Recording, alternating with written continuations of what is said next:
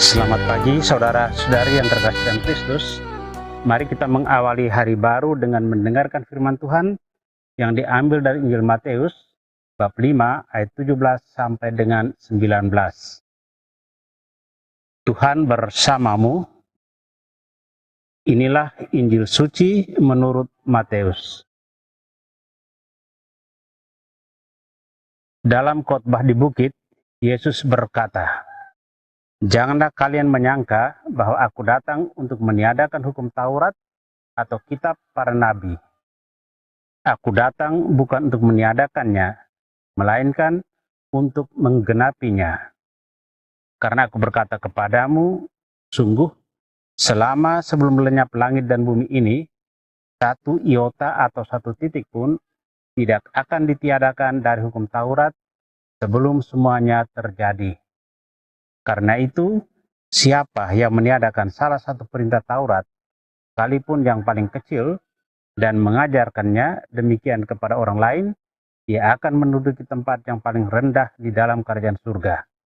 Tetapi, siapa yang melakukan dan mengajarkan segala perintah Taurat, ia akan menduduki tempat yang tinggi di dalam kerajaan surga." Demikianlah sabda Tuhan.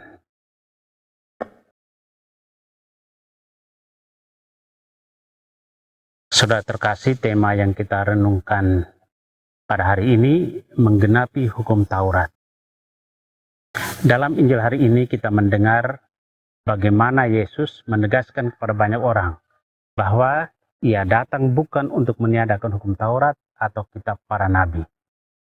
Ia datang justru untuk menggenapi apa yang terdapat dalam hukum Taurat dan kitab para nabi. Kita cermati apa yang dikatakan Yesus soal menggenapi. Apa yang dimaksudkan oleh Yesus dengan kata menggenapi? Menggenapi berarti sampai pada pelaksanaannya bukan hanya pada taraf tahu atau berteori, tapi sebagai pelaku. Karena itu, ia menambahkan, siapa yang melakukan dan mengajarkan perintah Taurat, ia akan menduduki tempat yang tinggi dalam kerajaan surga. Yesus tidak menghapus hukum Taurat. Ia mengembalikan inti hukum Taurat, yakni kasih yang selama ini dikaburkan dalam praktek hidup bersama.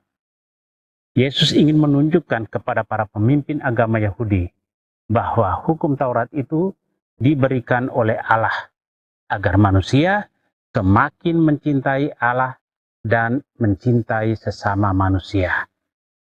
Yesus tahu bahwa banyak pemimpin yang tidak melaksanakan hukum Taurat secara benar dan adil. Mereka hanya menjalankan hukum untuk kepentingan diri sendiri dan bukan untuk kebaikan hidup orang lain.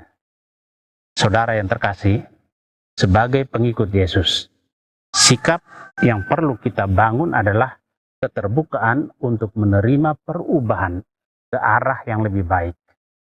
Jangan cepat puas dengan apa yang sudah ada, tapi terbukalah untuk mencapai nilai yang mengarah kepada kesempurnaan. Walau tidak mudah, mari kita tetap berjuang bersama Yesus untuk melakukan perubahan-perubahan itu. Amin.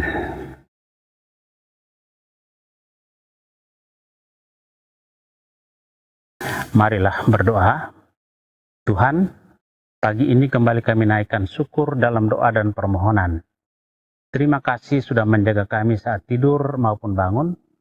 Terima kasih untuk udara sejuk dan segar pagi ini. Tuhan, kami hendak beraktivitas. Kami mohon tuntunan dan pemeliharaan-Mu.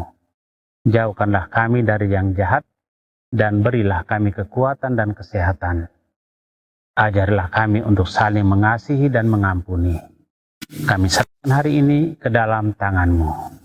Kristus terang dunia, berkatilah keluarga-keluarga kami, jadikanlah kami alat kasih-Mu, dan pantaskanlah kami menjadi hamba-Mu yang setia. Amin. Tuhan bersamamu. Semoga keluarga kita, orang-orang yang terkasih dan doakan, seluruh aktivitas kita hari ini dilindungi, dibimbing, dan diberkati oleh Allah yang Maha Kuasa, Bapa dan Putra dan Roh Kudus. Amin.